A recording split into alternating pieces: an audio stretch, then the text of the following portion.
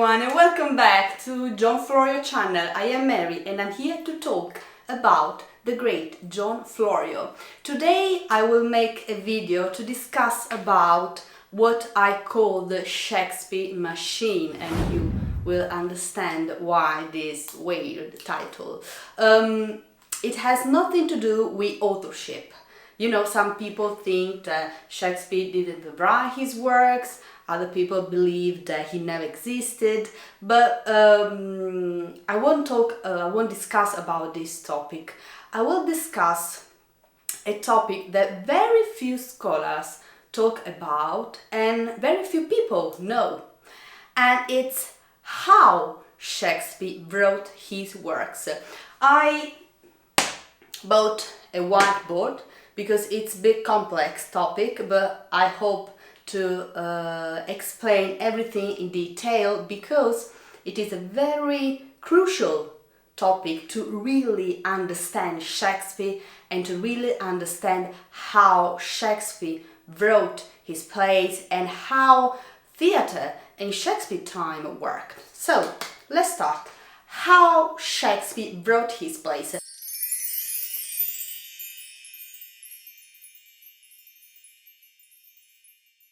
Shakespeare wrote. Why this? Because today people have this idea that Shakespeare was a solo writer, that he was sitting in his office alone, putting his name on the plays, writing everything from scratch, from the beginning to the end, Romeo and Juliet, Othello, Two Gentlemen of Verona, from the first act to the last act, and putting his name on the play and then giving the play to the printer and so on. No, forget this idea, okay? If we want to really know how Shakespeare wrote his play, we must look at documents of the time that tell us a lot about how theatre worked during the Renaissance. So, a brief introduction about the historical period. With Queen Elizabeth I, there was a boom of theatres in England, especially in London. She promoted arts, she promoted theatre in London, and in London, theatre was different from any other place in the world. Why? So, London theatre was different from the rest of Europe. What was different? In Italy, theatre was performed as stage in the academies, okay?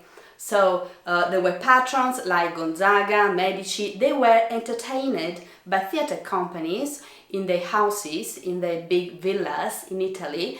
And there was the Commedia dell'arte. There were theatre companies who traveled around Italy. They later were banned by the Inquisition, so they escaped abroad in France, in Spain, and they also arrived in England. So essentially, theatre companies in Italy played for fun, to entertain Gonzaga, Medici, and patrons, and they staged the plays in the little academies. In Spain, there were the chorales. Chorales were, from the building point of view, they were very similar to Elizabethan theatres. They were courtyards where artists and actors played, and in return they gave them food, they gave them money, they gave them whatever they want, okay? But things were different in London, because in London there were public theatres. This was the difference between England and the rest of Europe. In London, with the boom of theatres, businessmen believed that they could make money with theatre. This was the difference between London and Italy and France and Spain. Because theatre became a business. People bought a ticket to see a performance in London. This didn't happen in Italy.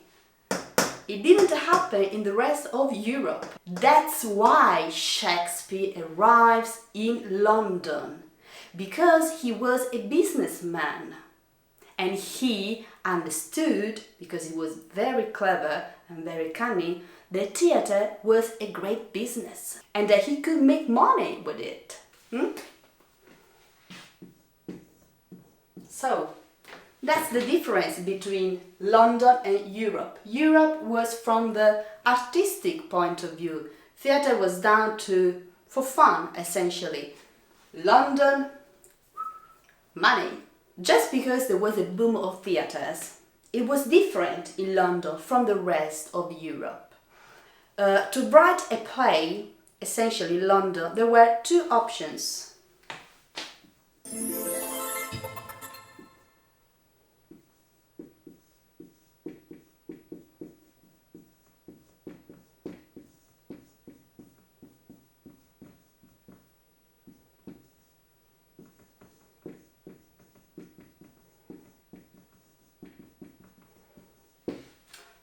The first option that they had was to assemble old plays.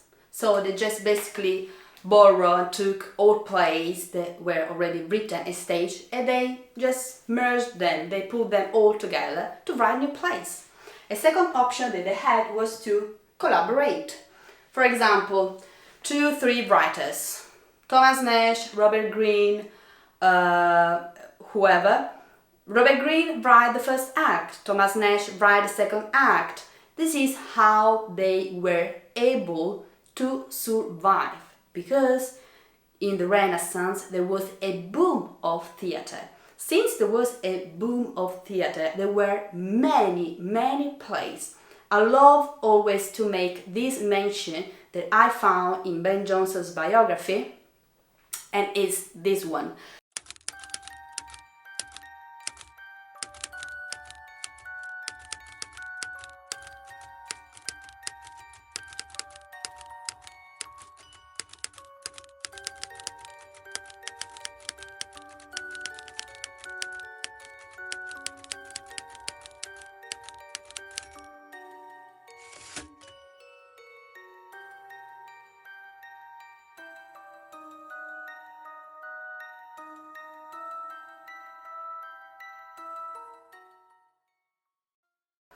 Think about this. How can a single writer, a single dramatist, write 5 different plays each week? It's impossible. So, how they could solve this problem?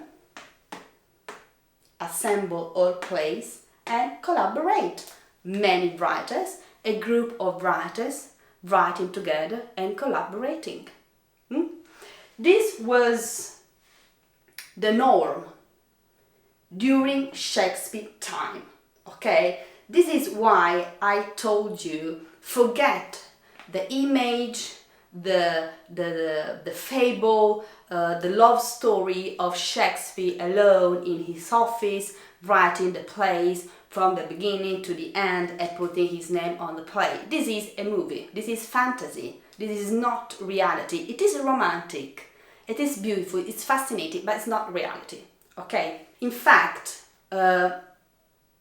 people like Shakespeare were not described, were not named as dramatists.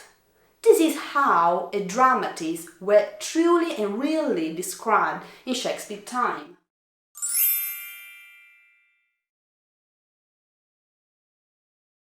I hope you can see it. Play patcher. This is how a dramatist were called, was described in Shakespeare's time. Not a dramatist, they were play patchers. Why? Because their job was not to write a play from the beginning to the end. No, their job was to assemble all plays. Just like this one. Assemble all plays to make a new one. So that's the background of Shakespeare era when he arrives in London.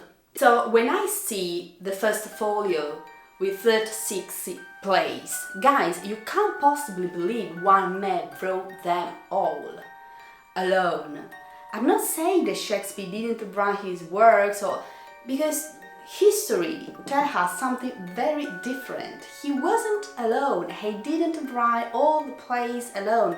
Forget this idea, okay? If you want to watch a movie, if you want to watch a TV series about Shakespeare, that's a great idea, because he's portrayed as a hero, as a romantic hero that comes from the countryside and suddenly becomes the greatest poet and the greatest dramatist of history. But it's not reality. This is reality. This is documents and it's history.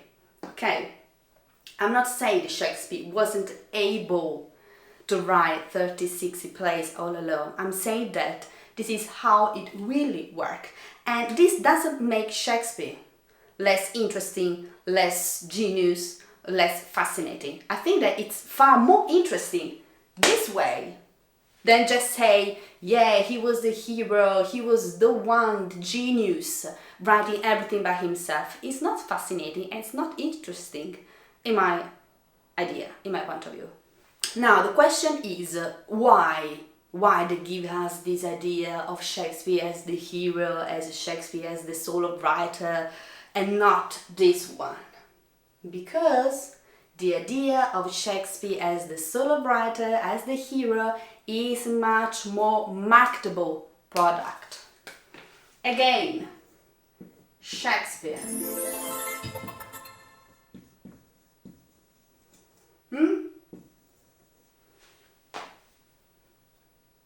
You can go to Stratford, you can buy ticket to see his house, to see this other thing. That's the main reason, for money. That's all. So to talk about this Shakespeare Machine, so a group of writers, printers, patrons, actors, play pages, writing, collaborating enthusiastically with each other, I have to make you some examples. Examples of Shakespeare contemporaries, okay? And of course, John Florio is the perfect example, and I show you why. I want to make you some examples with John Florio, because Florio embodies this Shakespeare machine of printers, actors, writers collaborating with each other. Let's make some examples. So,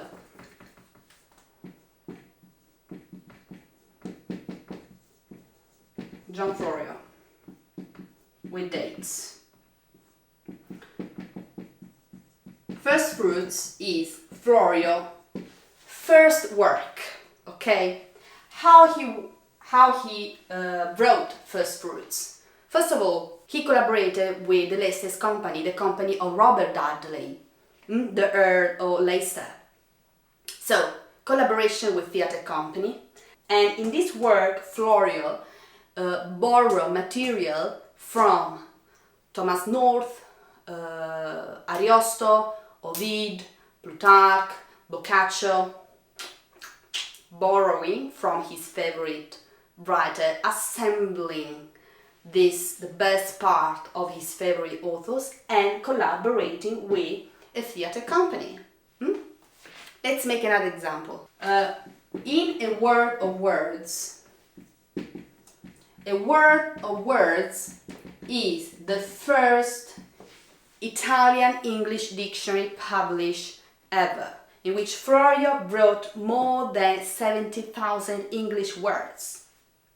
It's something it's unbelievable what he did here. Now, in A Word of Words, Florio writes an introduction. In this introduction, he writes essentially two things very, very peculiar and very interesting. He writes, first, that he collaborates. He writes that he has a group of writers. He writes, I have a group of writers that work with me. He writes it. He writes, I am the main hand who plans, but I have a group of people. A group of people who work with me and help me. Second, he also mentions the fact that these were anonymous, a group of collaborators. And to do this, he makes an examples. He writes about Robert Devereux. And he writes that these people have pseudonyms, so that they use pseudonyms to write together and collaborate together. He makes the example of Robert Devereux that has the pseudonym A.B. And then he writes his stuff, anonymous stuff, whatever. So in these first two works of John Florio, we already know his working method, the working method of the Shakespeare Machine, collaborators, assembling old works all together. Another example. 63, the Essays of Montaigne. Can you see it? Yes, you can see. The Essays of Montaigne is considered the first English translation of Michel de Montaigne essays published in 63, considered the greatest work of English Renaissance, published by John Florio, who also influenced Shakespeare, The Tempest, blah blah blah. For the essays, Florio had a group of writers. He writes in the essays, in the letter to the reader, that he had collaborators. That Matthew Gwynne helped him with Latin quotations, Alberico Gentili translated for him some parts of the essays. He writes it. So another example of Florio's working method and how in Shakespeare time these people worked, that must match how Shakespeare worked. Okay, another example, Philip Sidney, Arcadia. We know that Philip Sidney died, unfortunately, very young in the Battle of Zutphen, and he left the Arcadia unfinished. He left Arcadia unfinished, and who published Arcadia post-mortem after Sidney's death? Florio, Gwynne, and Fulgreville. All three together, they edited Philip Sidney Arcadia and they published. So imagine for one work, three writers. So if you think about Shakespeare play, just imagine this working method, this idea of different writers. Florio's whole career, as you can see, his whole career was based on this collaboration and assembling, essentially, old works. For first fruits, he just wrote dialogues in which he borrowed from his favorite authors. In second fruits, he did the same by also adding dialogues that he wrote about his life, about his friends. He mentioned Philip Sidney, he mentioned the Earl of Southampton, he mentioned Giordano Bruno. So it was a mix of his personal life and his favorite dialogues and his favorite authors that he included in his works, plus collaboration with the greatest writers of Shakespeare era. So you have to imagine Florio as the main hand who had this group of collaborators, just how he writes in his works, and he had the best writers, the best patrons, Pembroke, the Earl of Southampton, best writers as Samuel Daniel, as Philip Sidney, as Giordano Bruno, as Ben Jonson. He collaborated with theatre company, Leicester Company is an example. That's how theatre was done. You write the first act, you write the second act, and you write the third act. This is why I call it the Shakespeare Machine. A group of the best writers, actors, printers, and patrons, everyone collaborating and supporting each other. Now, I want to leave you with one question. I want to take you part in this conversation. This community is growing very, very much. I thank you so much. I didn't expect so many people to subscribe to my channel. So if you like this video, like, share, subscribe. But I want you to collaborate. I want your comments. I want your opinions. I want your questions. So my question for you is, what do you think of this? What do you think of the Shakespeare Machine? And who do you think were Shakespeare collaborators? So, stay resolute.